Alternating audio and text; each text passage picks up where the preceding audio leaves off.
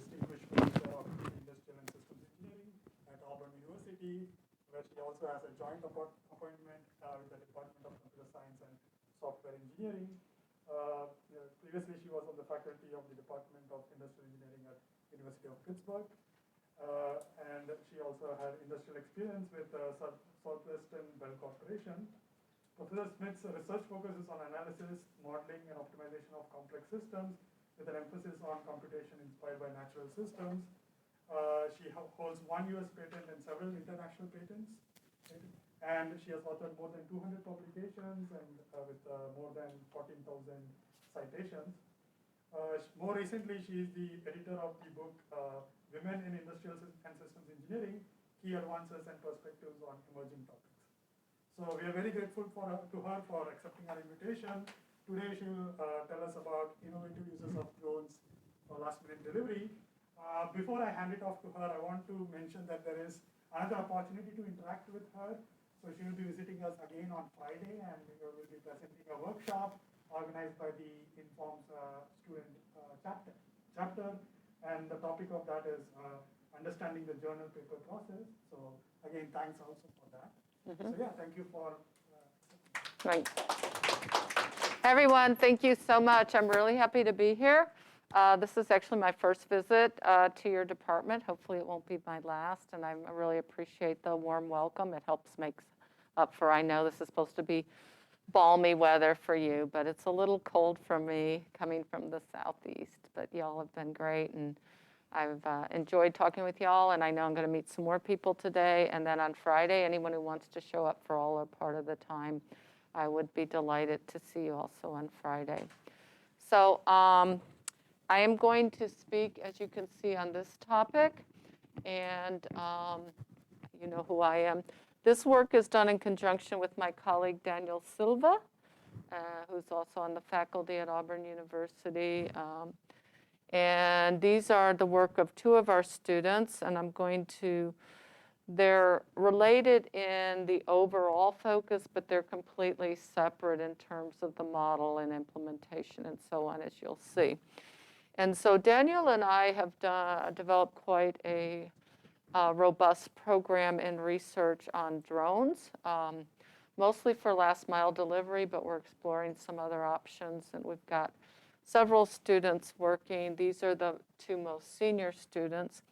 So Na Win is a student in our program. He's originally from Bangkok, Thailand, and he should be graduating later this year. Juan Carlos is actually a student at the Católica University in Valparaiso, Chile, where I have an adjunct appointment and I work down there. So I'm co-advising him with his advisor in Chile.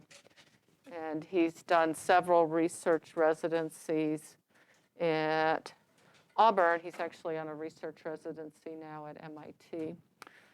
So these are the students. This work was partly funded by Toyota. That funding is over, but this helped us get started with all of this. And both of these are still work that's underway, so these aren't complete. We have other things we're currently doing and have plans to do. So what we wanted to do was focus on last mile logistics, and particularly with drones. When I first got involved with drones, at that time at Auburn University, my colleague was Chase Murray, who actually wrote one of the landmark papers in drone delivery. And he moved back to his place of degree getting, which is University of Buffalo, another warm place. And so after he left, I was kind of looking for someone to work with, and I enticed Daniel, who's from Georgia Tech and has a background in stochastic OR and more scheduling and stuff. And I said, well, yeah, the scheduling field's really busy. You know, it's a crowded field. This could be some opportunities. So we started looking together.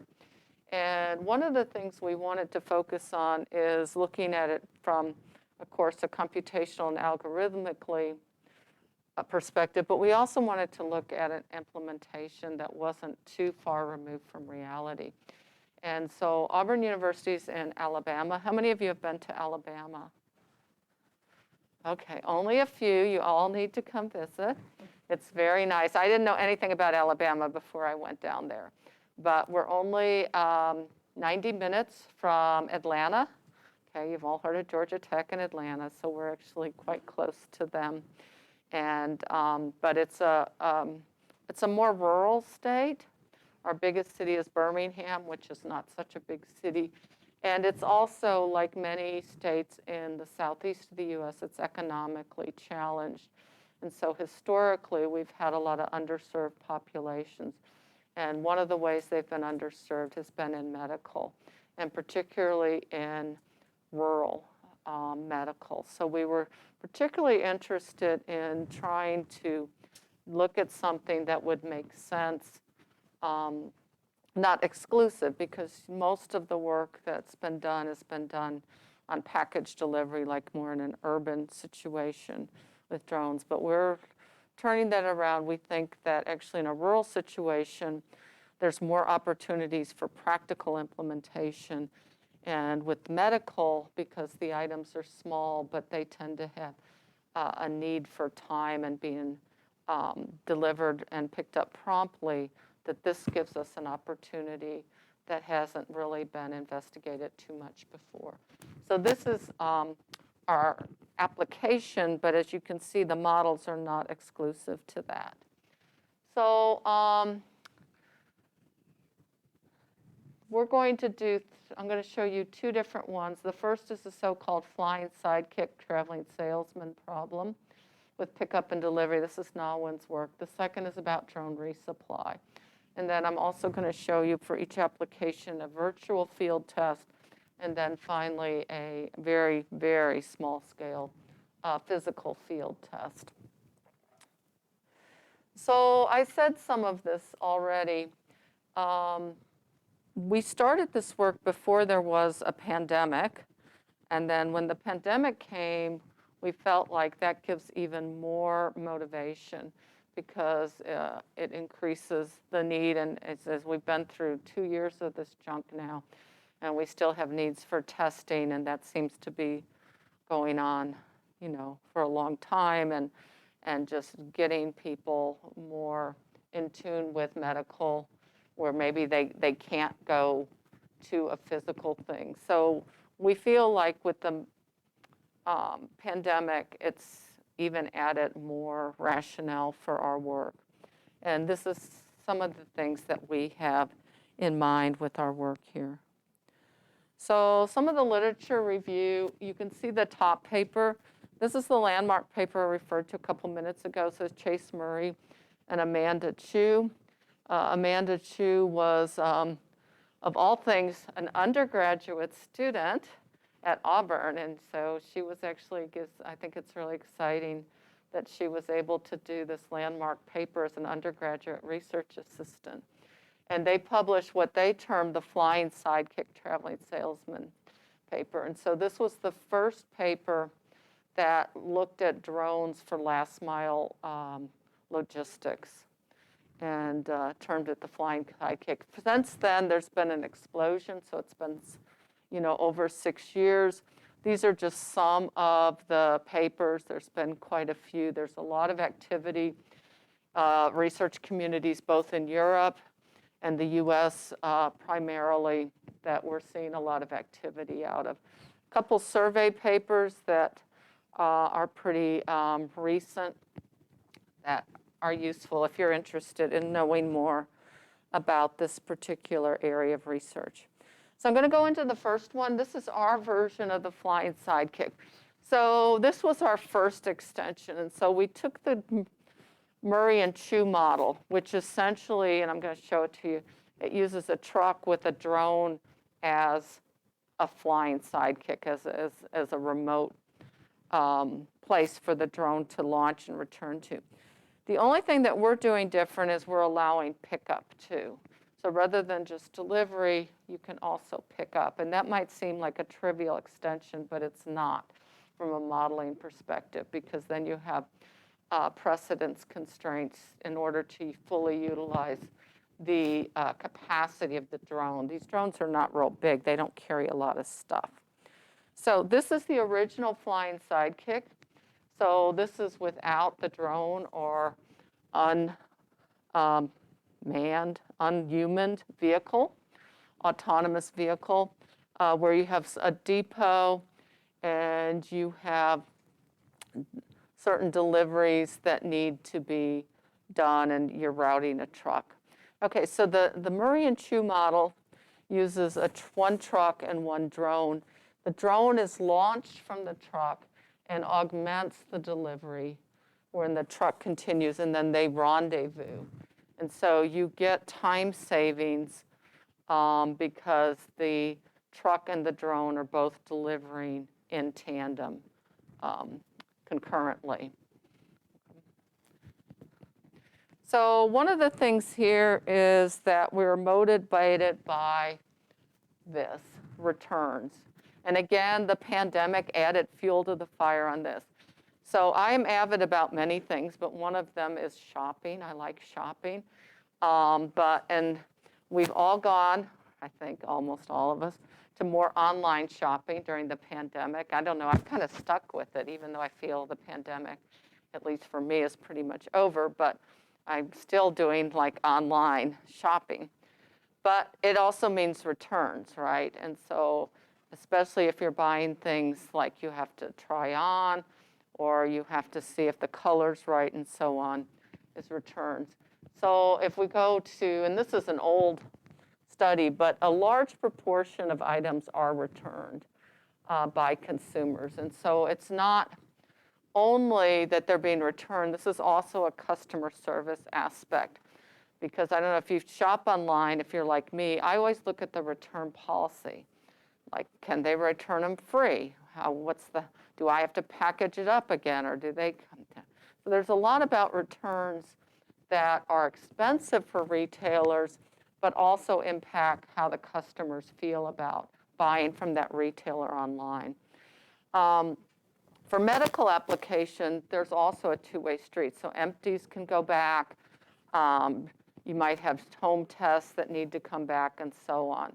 So we wanted to also look at the return issue along with the delivery. And nobody had looked at this before.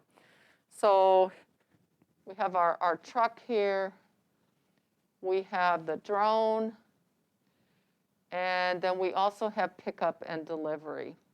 So if you think about it in the simplest case where the drone has a capacity of 1 unit or 1 item, if you're going to do pickup and delivery with the drone on a single sortie or flight, you would have to deliver first and then pick up. And so this is the type of precedence. You've got to manage the payloads in order to do this in the most efficient manner here. And so this is what we added in this particular work. We're also increasing the payload from the Murray and Chu model, which had a payload capacity of 1 to multiple. And so now we've got a lot more options in how we route things and what capacity we use. So this is our definition. This is the flying Sidekick TSP with pickup and delivery. And we're going to use a single truck and a single drone. The drone does have endurance capacity, which is basically its battery life. What we're assuming and what's commonly assumed in the drone literature is when the drone either goes back to the depot or rendezvous with the truck, it gets a fresh battery pack. So when it goes off on the next sortie, it's assumed to be at full charge again. We are assuming more than 1 capacity. Not all customers can be served by a drone. This is true, of course, for medical things, but also for some others. There may be the package is too heavy. Maybe it's some kind of item that needs refrigeration. Maybe it's an item that needs security or so on. We are using a fixed time to load and unload the drone with the truck driver and at the truck. We're assuming the truck is not capacitated. Of course it is, but its capacity is so much greater than the drone, we're not considering that. So we modeled this as a mixed integer linear program. There's 55 constraints. I'm not going to show you all this stuff. If you want to see it, I can give it to you offline. But these are some of the things we're dealing with: the flow balance at each node. The payload management is the precedence. I've talked about the endurance. We do some subter elimination and so on. Yes? So, you mentioned this precedence. That is only, that doesn't arise in the case of an Amazon return. It's more specific to healthcare. By precedence constraint, I just mean the payload management. So, for example, that if I have a capacity of 2 and I'm going to deliver 2, I'm going to have to deliver one, at least one, before I pick something up. I'm not talking about the precedence of a customer. Yeah, we're assuming all customers are equally weighted in terms of their priority. So yes, thanks for clarifying that. Okay, so these are some of the decision variables. We have a delivery counter with the payload, a pickup. We have a penalty if it exceeds the daily time it's supposed to, and so on. So pretty standard stuff. These are some of the constraints with the payload management. And again, I think intuitively you can easily understand what's going on. If the drone's at maximum payload, it can't pick up. It's got to reduce its payload before it can actually pick up. It has to go deliver first, and so on.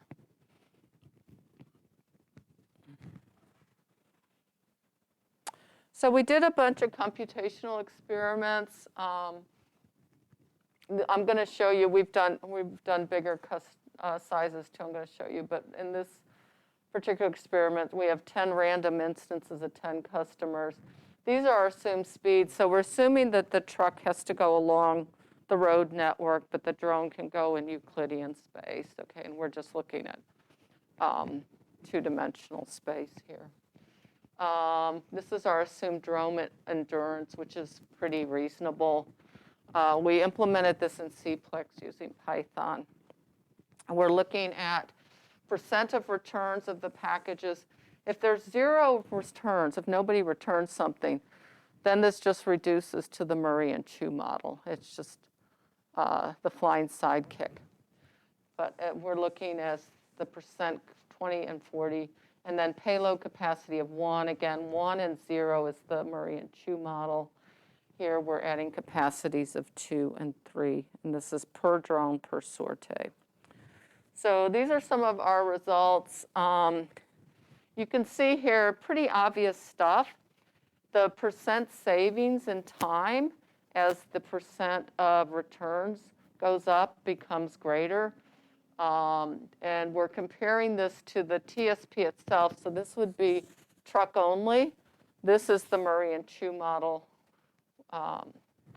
here. So you can see that we're getting good savings for most situations where we have multiple capacities, and we're able to do the pickup and delivery in the same sortie.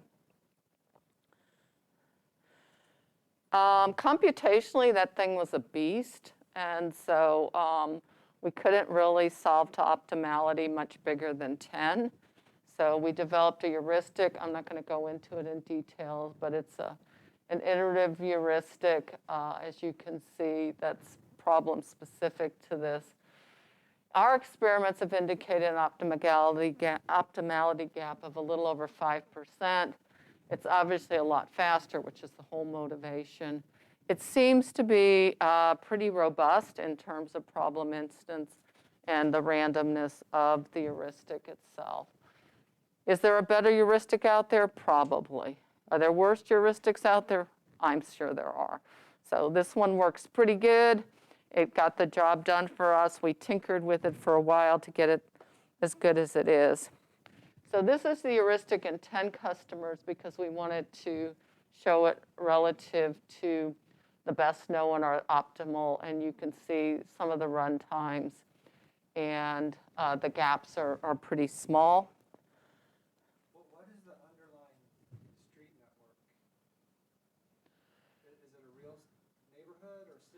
Well, not in this work, no. We did random instances, and so we're using Manhattan distances on random instances. But we could do a street network. We haven't, this is still work undergoing, so we could do a case study where we're doing the street. We do assume constant velocity for both the truck and the drone. The drone, that's not a bad assumption. Truck, it might sound like that's not so good, but in urban environments it wouldn't be, but in rural environments that's not such a bad assumption either. Yeah.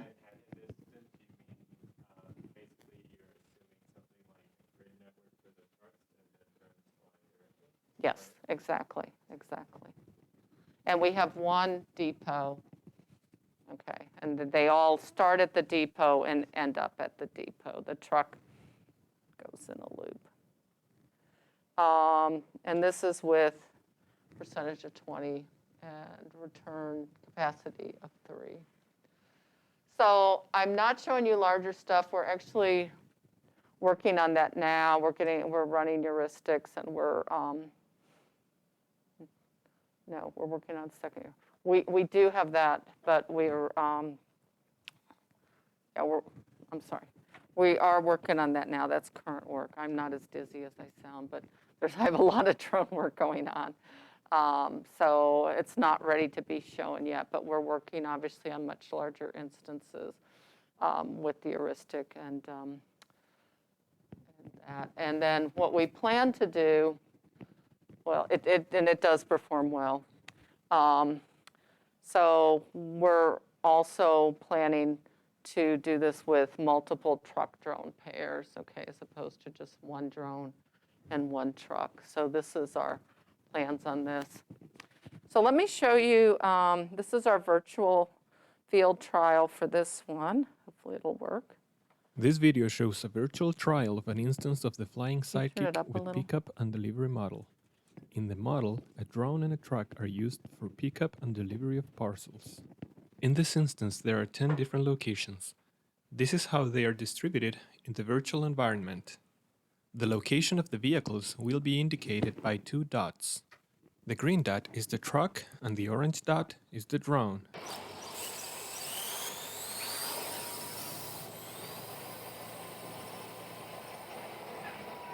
So they're both leaving the depot here. You can see our rural environment.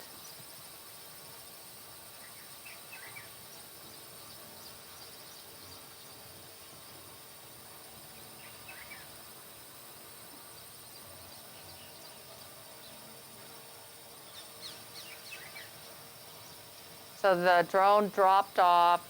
This is with the drone just has a capacity of 1. Now the drone's picking up. And we'll go and rendezvous with the truck at the next customer where the truck will deliver it.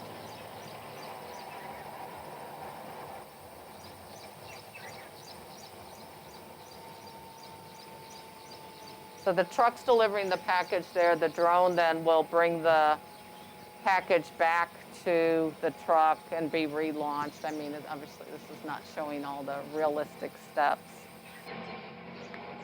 And then the drone flies off again to deliver its next package.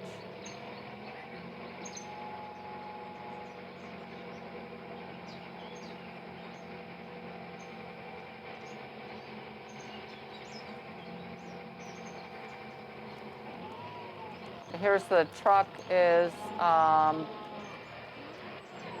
doing a pickup and delivery. Oh, that's something in your system. I've never seen that do that before. Little excitement there.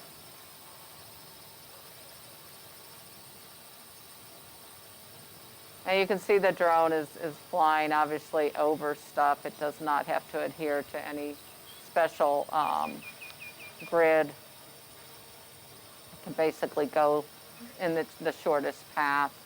Oh, I don't know why it's doing that. So here it's picking up.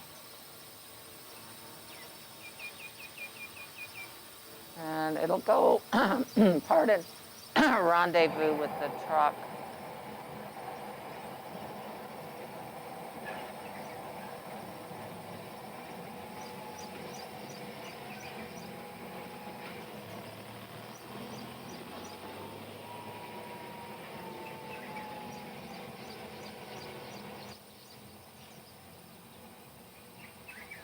And we just feel this type of implementation is so much more achievable, at least in near-term environments than in urban. If you think about urban environments where the drone has to fly around buildings, has to fly over people, it just seems much more problematic from a safety perspective and a regulation perspective than a rural environment like this. And we don't really live in log cabins in Alabama, so, but yeah.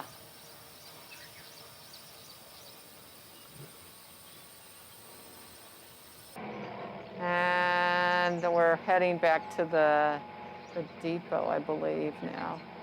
Yeah. So the drone is already back at the depot, and the truck's heading back there.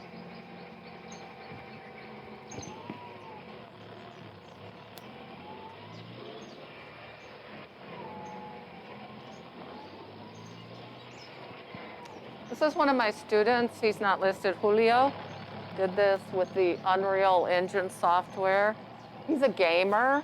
So one thing, if you know your students well and you know what they spend most of their time doing, I knew he was a gamer, and I'm like, dude, I need an animation of this. So and I knew he'd enjoy doing it, and he did. And he did a good This job. video shows.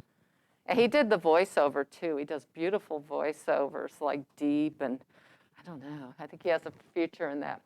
Okay, so there's some problems with this. There's still problems. The drone has to interact with the customer. This is a big problem, I think, in basically all of the drone literature. You still have this idea, okay, the drone either has to land and the customer has to go get it out of the locker or so on, or you have the drone has to just drop it. There's a lot of realistic problems in getting the drone at the customer site, okay? And it would be further made worse by the type of customers we envision in this disadvantaged rural environment where you've got people who are not drone savvy and not necessarily even able that much to stumble out and deal with the drone, okay? So we, we're talking about this, and I'm like, I like this. It's a fun problem, and yeah, it could have applications, but you can't get over this drone and the customer. So we came up with this instead, which is drone resupply. In this way, we basically kind of flip it. And so what we do is we send the truck out, but as new orders become available, the drone actually meets the truck, gives the new orders, and then the truck does all the deliveries, okay? So it's a completely different model, but it's still a truck-drone tandem for last mile delivery. And I basically said all this. So what I'm showing you is our first part of this, which is the deterministic version. Okay, so we know when the orders are going to be ready. You can think of this as maybe being a pharmacy. So okay, I called in my prescription. It's going to be ready at 10. Or it's going to be ready at 2 or whatever, okay? And so we know over the course of a day when these different orders are going to be ready, but they're not all ready at the beginning. There's some at the beginning. So the truck leaves with those that are ready, and then as the orders become available, the drone brings them to the truck, right?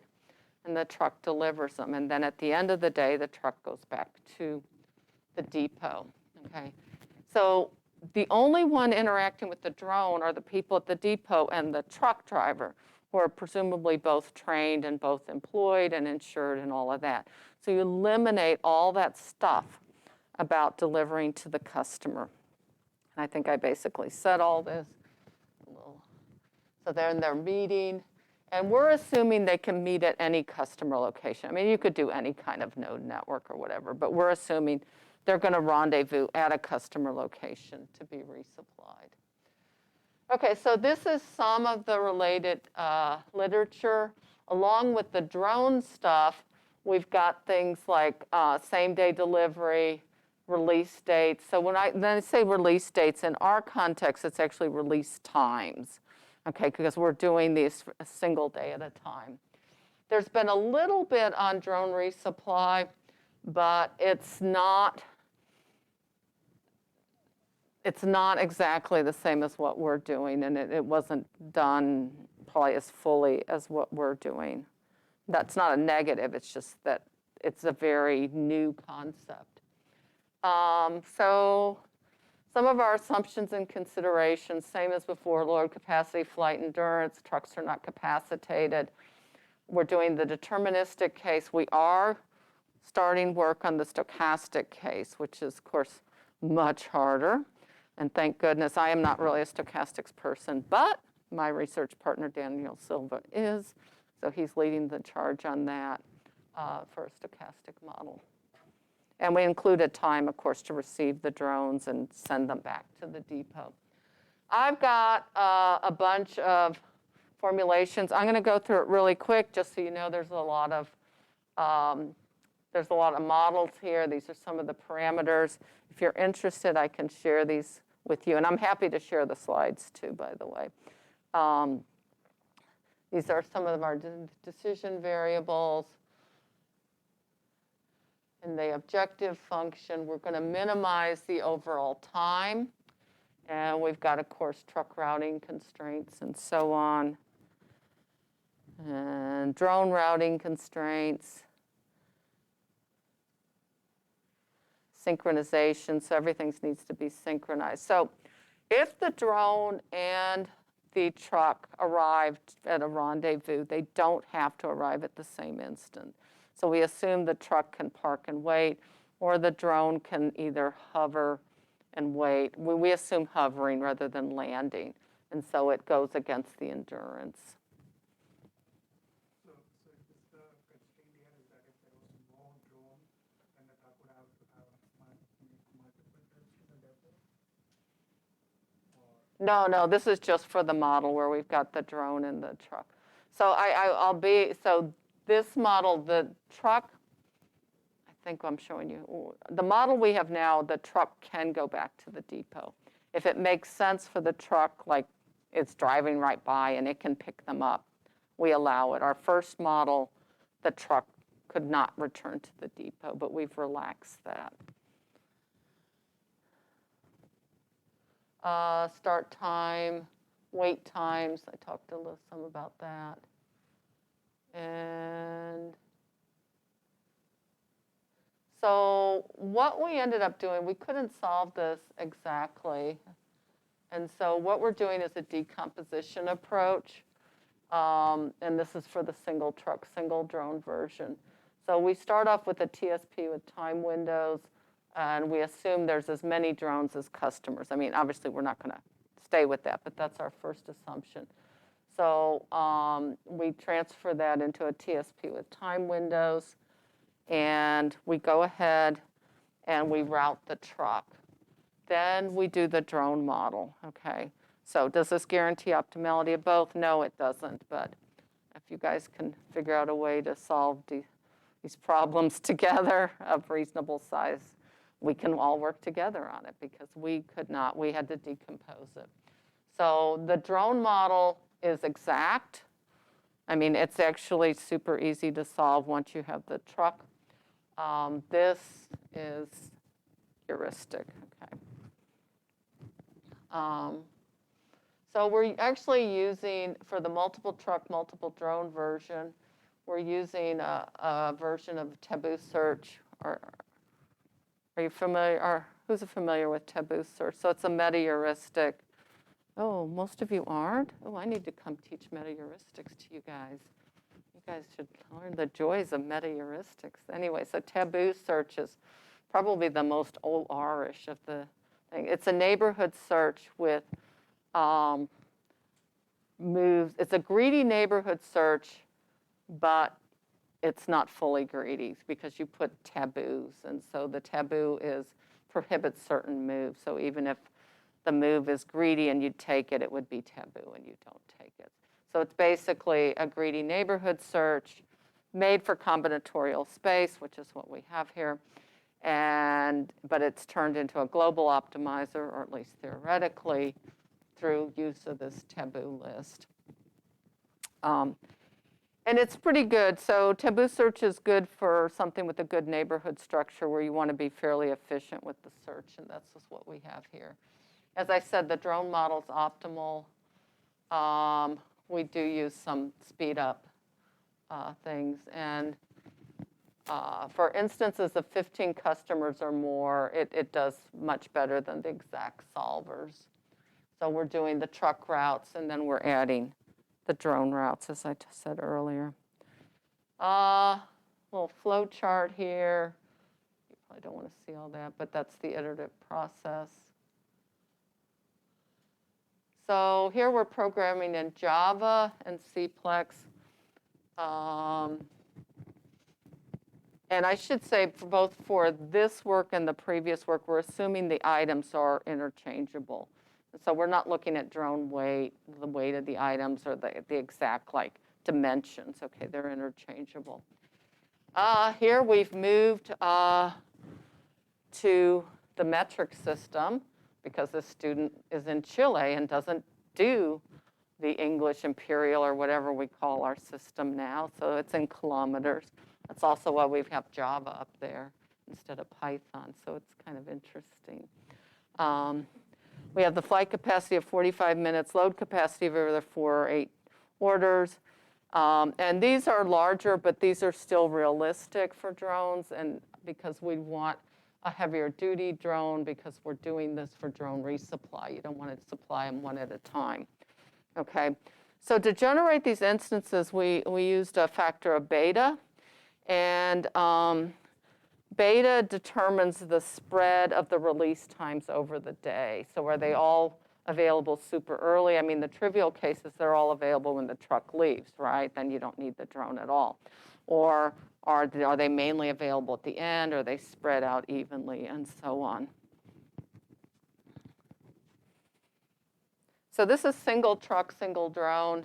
These are instances, we modified these pretty famous instances from Solomon, where you've got depot located at different points. A depot, some of them have depot in the middle, some of them depot in a corner, and some of them depot not even in the service area.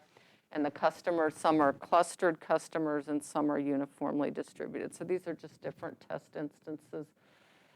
And you can see that beta, of course, does influence things. And the bigger the beta, the more spread out the orders are over the day. And you can see that the truck and drone, in all cases, improves on the truck only, but it's better typically as beta increases. There's a box and whisker plots of the savings for different capacities. So if you look at these, if you think about, should I have 2 drones of 4 or 1 drone of 8, you would choose 2 drones of 4 because you don't use the capacity, at least in these instances. These are only 15 customers. Bigger instances, you would have different results, but you do better with multiple drones as opposed to a drone with a bigger capacity. This is some CPU time and some gaps. Customers 10, 15, 20. You can see that the second stage, so this is that drone routing is super, super quick. The heuristic at the longer first stage, which is the TSP, is longer, not TSP, the taboo search. And you can see, yeah, I mean, obviously the gap's going up, at least is what we can see as we go on. But these things have got to run pretty quickly. This is not a one-time design problem, right? You're solving these probably, every day, or in the morning or at night before. So we figured a runtime of 2 hours, probably max, and certainly 3. You can't have run times of 8 hours. It just doesn't make sense because you don't get these orders. So if you have multiple trucks, we did some experiments here with multiple trucks, 2 trucks, and we have either 1 drone or true drones, and just, again, some completion time savings for different values of beta. Just a lot of results there. I mean, obviously, we're all getting it, and depends, of course, on the instance. I mean, with 2 drones, you've got a much bigger spread, but you have a much bigger upside of saving times, which is pretty intuitive. This is for 10 customers.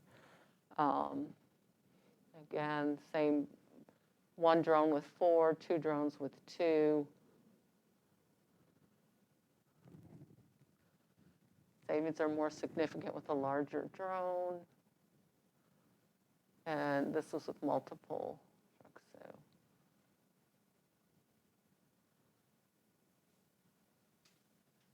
So these are some of the effectivenesses of the decomposition approach. So the whole thing's called a math heuristic, right? So you're combining a heuristic with an exact math model. And it's a clever name. Not we didn't think of it. That's a name that's well recognized in the literature. So the long and short of that is it does pretty darn well. This is the computational speed. So we're actually solving things bigger than 50 now. And obviously it's taking us longer, but it's still really doable to solve the drone model super quick. And these are results for some of the larger instances. So I think this is pretty interesting. So what we're getting is about 85% of all orders are being taken by the drone to the truck. Okay, so which means about 15% actually leave with the truck, or the truck is going back to the depot in some instances to get them. This is the number of drone sorties. Again, this is for a day. So typically we're averaging around 8 round trip. Remember, the drone in this case is flying, dropping the orders off at the truck, and then coming back. It does come back empty. We haven't incorporated any kind of pickup into this model. And orders, these are all averages, of course, over instances. This is with a beta of 0.05 and 2 drones with a load capacity of 8. So if you look at this, on average anyways, the drones are flying about half full in this instance, okay, for these particular orders. And of course, again, we're generating the orders randomly and so on. So we're pretty excited about this approach. We think it eliminates a lot of the practical problems of last mile drone delivery. We think it's pretty implementable in a lot of senses. There's a lot of things you can do, of course, with sharing the drone amongst different trucks, which we're doing. We published an early version of this in Computers in OR that was out late last year. The decomposition approach, we think it works pretty well. I'm sure there's other approaches that probably would also work well, but this is what we came up with because we couldn't solve the whole thing exactly, at least for problems of any decent size. All right, we have the Vehicle virtual routing field problems trial with for drone this one. resupply. This is an instance of the problem. There is one depot and 4 customers, all located on the same road. The box represents the depot and the circles are the customers. The release dates in minutes are written above each node. This figure depicts a feasible solution. We consider a truck speed of 1 distant unit per minute, and the drone speed is set to twice the truck speed. Additionally, we consider a deadline of 90 minutes, which means that the truck should return before that time or there will be an overtime cost. So The this is truck just a leaves the depot small with the orders example of for the clients 1 and video. 2. During its journey, orders 3 and 4 become available. A drone departs from the depot to customer 3 carrying them. The drone arrives at the same time as the truck. After receiving the drone and unloading the new orders, the truck moves forward to customer 4 and then returns to the depot. In this situation, the extra labor cost paid to the delivery service driver corresponds to 10 minutes of overtime. If the drone is not used, the truck must wait until the last order becomes ready to dispatch. This will generate an overtime cost of 25 minutes. Alternatively, the truck could perform multiple trips, but that would be even more expensive. At the upper right-hand corner of the screen, you'll have a map showing the location of the truck and the drone. The red circle represents the truck and the yellow circle represents the drone. In the main view, you'll either see the truck or the drone's perspective. And at the bottom left corner, you'll see the perspective of the other vehicle. So the drone is obviously at the depot waiting for the last 2 orders in this particular instance to be available. And the driver is delivering the first 2 orders, which were ready when the driver was ready to leave the depot. So there goes number 1. Now we're going to number 2. So I don't know if you noticed the license plate, but it's an Auburn, Alabama license plate. And it's called AUBI1. Anyone know what AUBI is? All right, so you're learning. If you haven't learned anything else, you'll learn this today. AUBI is our mascot, who's a tiger, but not a real tiger. It's a guy who drops up like a tiger. And if you click on national mascots, he's won the national mascot of the year by far than any other college mascot. I mean, seriously, he's like dominates in college mascot, and he is awesome. And they have obbies. There's 4 of them. There's a head obby, but none of them are allowed to tell who the obbies are. It's all like secret, like Mickey Mouse down in Disney World. They're not allowed to speak, and nobody can know who they are until after they graduate. Okay, a little Auburn trivia for you there. We have an eagle. We have live eagles, and we fly them before the football games.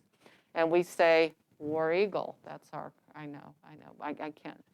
Anyways, and again, we don't all live in log cabins. I do not live in a log cabin, even though, and I do wear shoes, too, so. You know, they do well at the football games. They're trained to go to the lure. Hey, you give them a dead mouse, and they'll do almost anything. So yes, probably they could deliver packages. Okay, so the drones come, and the truck driver has taken the packages 3 and 4 to be delivered to the last 2 customers in this example.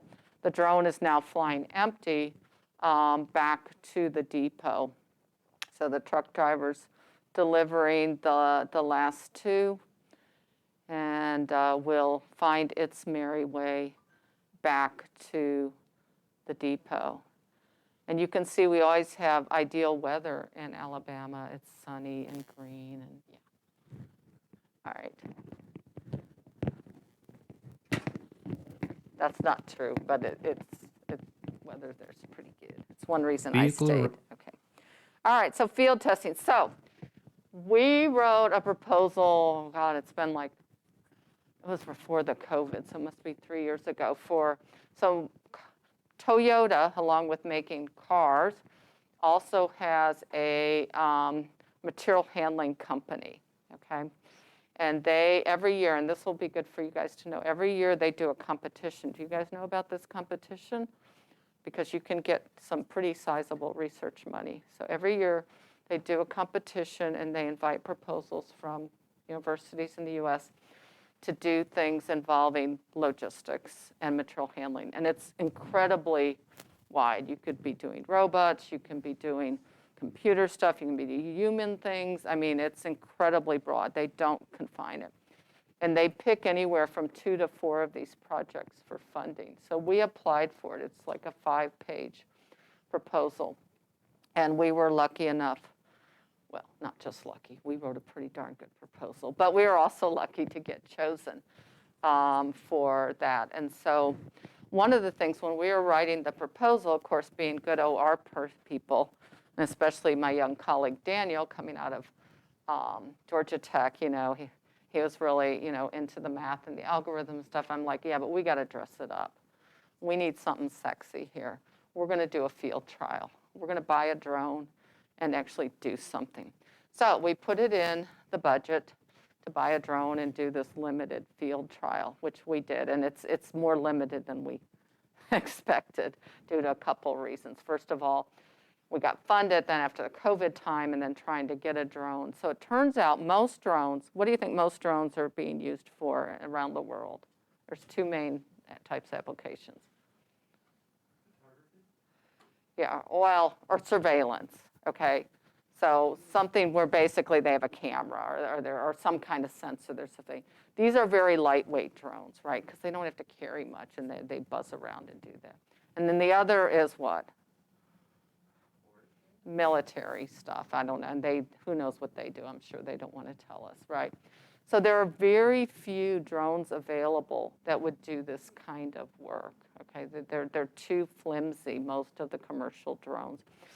So we actually had to do, and so it was really good that we added this component. And I'm saying this because I'm trying to impart my advice to you to try to bring some physical realism to some of our OR work where it makes sense.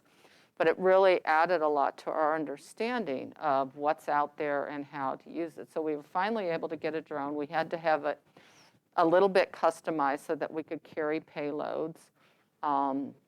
And we had one student, I made him the drone meister. So one thing was interesting. We assumed we'd have to get all sorts of permissions to go fly this drone. No, and be certified. So we did actually even get the student certified as a certified drone instructor, which any of you guys can do. You just do it online. But we didn't need that. We also didn't need to get permission. So that was kind of an eye-opener in itself that, you know, it wasn't as regulated as we feared it might be. And so we were able to do, as you can see, little baby field tests that you're going to see, our little home video, and it's literally shot on a cell phone.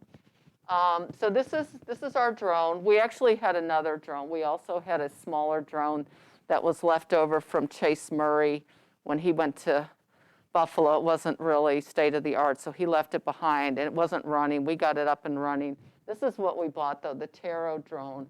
And then we had them custom make this payload system down here. But you can see it's a pretty heavy-duty drone. It's big and strong. It's in my office, literally, because we had to have a secure place to store it, which was not my lab, because people go in and out of there all the time. So it's if you come to my office, it takes up a corner of my office. Okay, so this is our field trial for both of them. So here we go. You can laugh. I was going to say don't laugh, but you can laugh. That's pretty laughable. In this video, you'll see a demonstration of drone-assisted parcel pickup and delivery. Here, there are multiple customers that need to be served.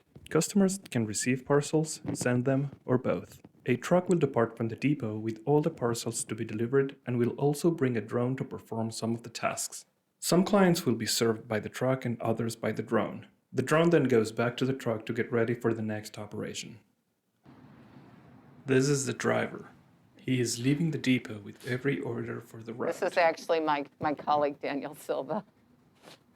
He I told him he also has doesn't look like a truck. already in the truck. We actually borrowed a truck just so we'd look more rugged, because we both drive little subcompacts. The driver is about to do the first delivery. This is my neighborhood. This is not my house, but this is my neighborhood. Because I knew my neighbors wouldn't freak out if we're doing drones and stuff. Next, he will take the drone out of the truck. Since the next operation is a Taro delivery, drone. he will load the drone and send it to the You customer. can see the little payload management, and it does carry multiple payloads. And by the way, this thing is, you don't have to fly. It doesn't fly. It's all pre-programmed. It's like autopilot. You pre-program it with this flight planner software, and it goes and does its thing.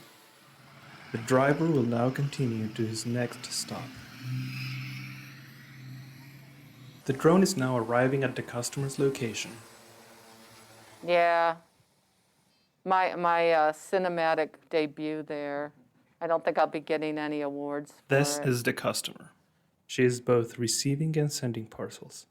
She will first unload the drone and then load it with the outgoing package.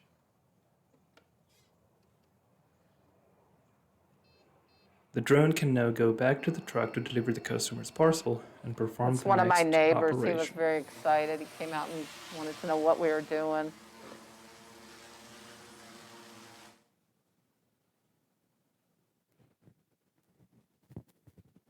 I think that was it.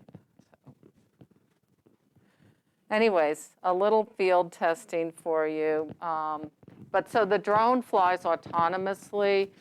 These drones also have some software built in where if they come and unexpectedly encounters some obstacle or something, it will detour around it. It won't just fly into something. So they're actually reasonably sophisticated. I mean, not like a jet commercial plane or something like that, but they do have some smarts in them. And, oh, I guess, okay. That was number 1, so this is now number 2. Oop. In this video, you'll see a demonstration of the vehicle routing problem with drone resupply. A truck will be tasked with... Sorry, guys. I don't know. Somehow, In this there it video, goes. you'll see a demonstration of the vehicle routing problem with drone resupply. So this is the A second truck will be model. tasked with delivering an order to a customer. As the truck is traveling, a new order will become available. That order will be sent from the depot to the truck using a drone, so that the truck can perform the second delivery without having to go back to the depot to pick it up. This is the driver. He is leaving the depot with order number 1. After some time,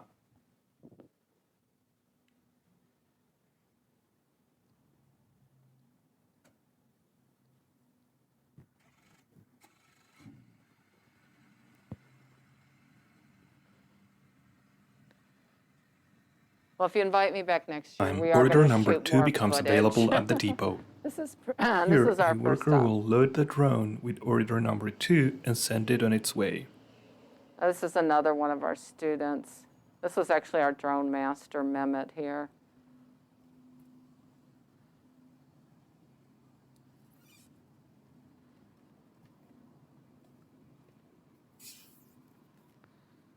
So he's taken 2 items, and then it'll rendezvous with the driver, actually in the same Meanwhile, neighborhood. the truck is about to deliver order number 1. Yeah, so we're back in my neighborhood.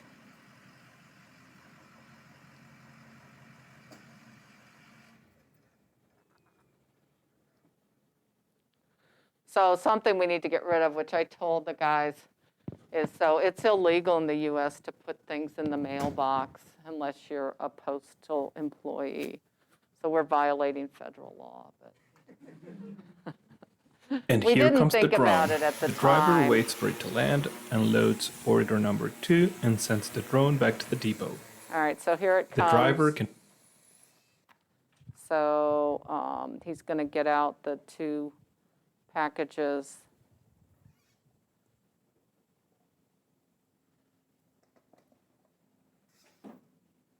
And then the drone will go back empty to the depot. Now go straight to deliver order number 2. And there's the drone.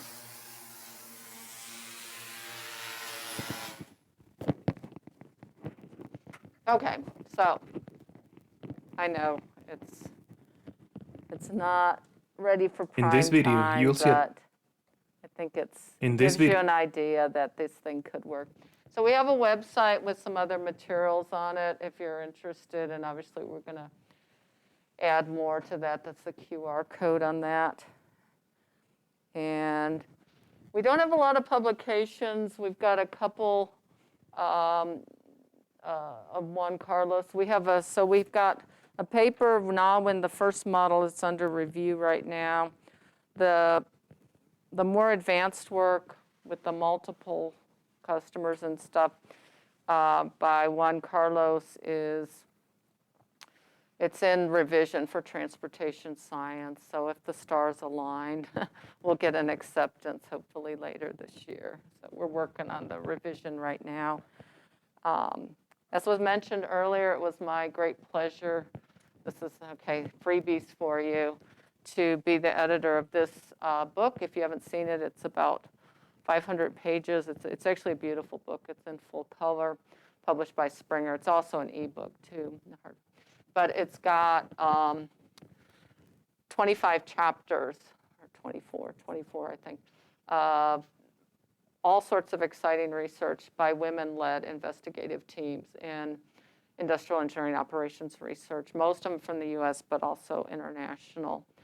And so I was invited to do this because Springer, who's one of the leading publishers in technical things, have a Women in Engineering and Science.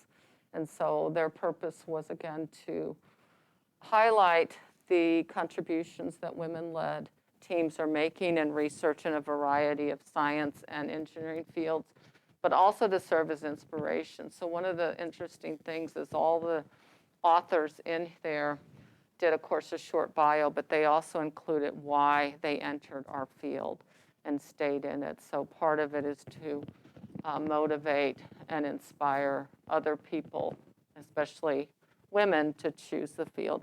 There's another one of these coming out soon this year that I also did. I had so much fun with this one, and it's Women in Computational Intelligence. So that thing is in its final revisions. A couple conference things. I got to make a promo. This is further off. I'm actually the program chair for IFORS 2023. So IFORS is the International OR Conference. It's every 3 years. And it's going to be in Santiago, Chile in July of 2023. So just think about it. It's a great opportunity if you haven't been to South America or Chile in particular. It's a great opportunity to do that. This is near term, and you guys pay some special attention to this.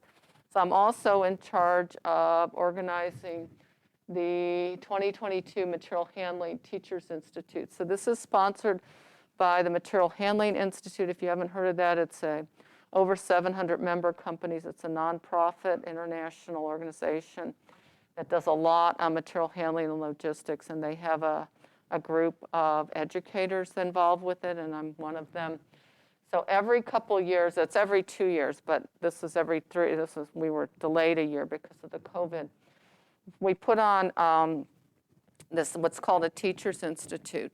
So it's a workshop, and the attendees are aimed at newer faculty and advanced PhD students who either are teaching or plan to teach in logistics/material handling. And we bring in experts in the field to do different educational modules with them. We do field trips, we do social things. I mean, it's really is a great event. And it lasts about 3 days, 3.5 days. And it's all except your transportation to, in this case, Buffalo. Everything's funded by Material Handling Institute. So it's really good opportunity. The website's almost done. As soon as it's done, you're going to get a call. You'll see out on a lot of listservs, the Informs and the IE on the call for participation. So I would encourage any of you who might be interested to apply to attend, because it's if you're in logistics or you want to be, and you want to especially teach it, the idea is not so much on the research, but on the teaching. It's on the other years, they do a research colloquium, okay? And that is a similar thing, except it's people who come and present their research in person. The next one of those will be in Germany, I guess, the following year, something like that. So you can look for calls for that. Okay, that's all my promos. You guys have been very patient with me. I know I kind of skipped over a lot of the models, but I'm not a big believer in trying to go through models in a seminar. I even hesitated to show this much. I think I probably showed too much because but just so you know that there's a lot behind it. I'm very responsive by email. If any of you guys want to exchange ideas or get more information, I would be delighted to share it. I would love to hear your ideas and suggestions. And I'm looking for collaborations in Minnesota, so I have a business purpose to visit my son who's at Mayo Clinic. So you guys are actually at the top of my list of universities I want to collaborate with. And I say that sincerely. So thank you very much. If you guys have questions, comments, I would be really happy to hear them.